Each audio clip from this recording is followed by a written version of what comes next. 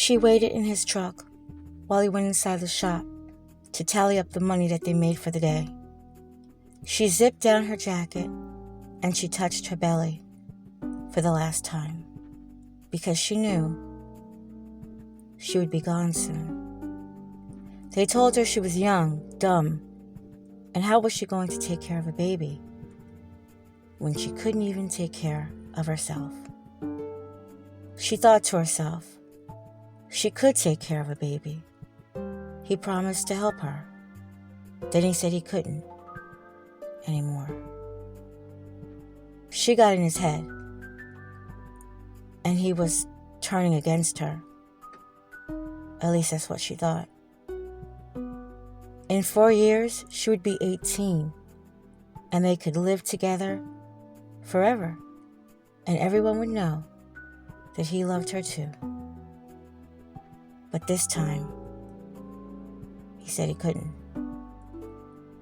They arrived to the motel that they had been to several times before, but it wasn't exciting this time.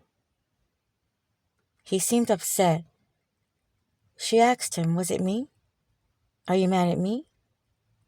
He shook his head no. He put the bag he carried on the table and told her to relax and take her coat off, but she didn't. She sat on the end of the bed with her book bag beside her, cell phone in hand. He was now in the bathroom, on the phone, with someone. The door was wide open, but she couldn't make out what he was saying. He was intentionally speaking low. Whoever he was speaking to made him angry. He came out the bathroom and went to the bag. He poured half a cup of red liquid and another half punch in a styrofoam cup. He told her to drink it. She tasted it. "It tastes like really sweet Kool-Aid," she said, smiling. He looked at her, and he smiled too. It was the first time that they smiled all night. He told her, "Don't sip it, drink it fast." His phone rang again. He looked at it, but he didn't answer. He continued to tell her, "Drink it fast." She did. He sat in a chair texting someone. She knew who it was. She asked could they get something to eat. She hadn't ate since lunchtime. He fixed her another cup. This time, half a cup. She drank it, and she gave it back to him. He told her they would eat soon.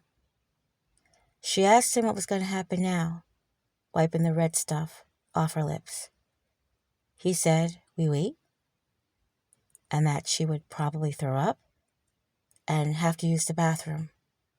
He told her to lay down. She didn't. He sat in the chair texting and looking at her. She asked could they watch TV. He didn't respond. It was now an hour later, almost 10:30 p.m. She was hungry, sleepy. Her head was starting to hurt really bad. The worst her head had ever hurt, she told him. He told her to lay down. He would be back. She didn't. She asked him where was he going. He didn't respond. She told him she was cold. He cut the heat on. She begged him not to leave. He told her he would come back with food and started putting the red stuff, punch, and cup inside the bag. Okay, she said, with a smile of her voice. She promised she wouldn't tell anyone that she was pregnant by him. She knew no one could know, or he would go back to jail. She told him again, this time with authority. She said she didn't tell anyone. The nurse at school never came. He sat next to her on the bed. He asked her again what happened. She told him, this morning, she gave her 3 pills. They tasted bitter because she chewed them instead of swallowing them, which made her mad, and she got yelled at. At school, she began to hurt. She didn't even eat all her lunch. She told the aide she didn't feel well. But that was it. Nobody came. He told her he would be right back. He said he would come back with food. She didn't want to be there alone. He told her he would be back in an hour and to lay down in the bed and left. She didn't. She went and sat in the chair that he was in. She tried to play games on her phone to keep her mind off things, but her head was hurting so bad. Her mouth, her throat was dry. She felt ringing in her ears. She was scared to go to the bathroom to get water. She was scared to move. She was just scared. It was now 11:30. She kept calling him and texting him. He would sometimes respond and call her back. She told him she felt like she was going to throw up. He said it was working and that he would be there soon. She brought the wastebasket by the chair in case she did need to throw up. This wasn't good. She felt sick. It would be all over soon and the things would go back to normal. He promised good things. I promise. He promised better things. Promise. He promised. She called him again. She told him it was hard to swallow. Her eyes were blurry. Her fingers were shaking.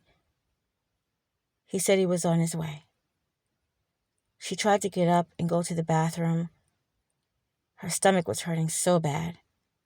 It felt like knots. She fell to the floor in a fetal position, hoping the pain would stop. The text she sent was, "I need to go to the hospital." He arrived a little after 3 a.m. She was laying on the floor, breathing heavy. She just looked up at him, tears stained on her cheeks. She didn't say a word. He lifted her up and helped her to the car. She thought that they was on their way to the hospital. She closed her eyes. She wasn't. She heard the familiar sounds of the driveway. He got out of the car while she came outside. She heard them whispering while pretending to be asleep. She peered through the driver's side and she told him to get me out the car. She couldn't hold it in. She threw up all over herself. He came around to the car. He seemed annoyed. He picked her up and carried her inside the house. "Don't put her on my couch," a familiar voice said, sharply. She was placed on the kitchen floor. She started to convulse. She foamed a little at the mouth. The convulsion stopped. She felt so weak. She called his name. She told him, "It hurts." He brought her phone and book bag inside from the car. They changed her clothes right there on the kitchen floor. She said it's almost 5:30. The kids will be up soon. All 4 of them. They stood around her. No one moved.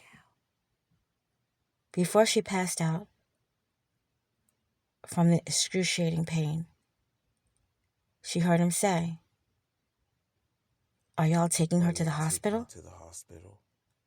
She said, "She ain't going to no damn hospital. She sleep." She whispered, "What do we do now?" They knew it was Plan B.